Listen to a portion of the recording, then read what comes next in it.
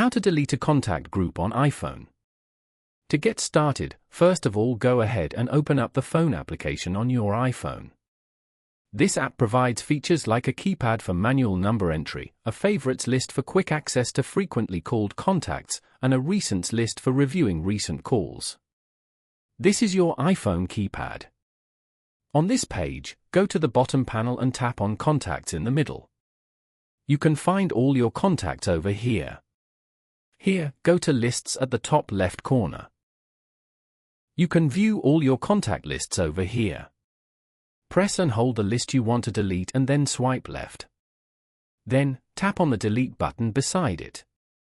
Tap on Delete again to confirm. You have now successfully deleted this list.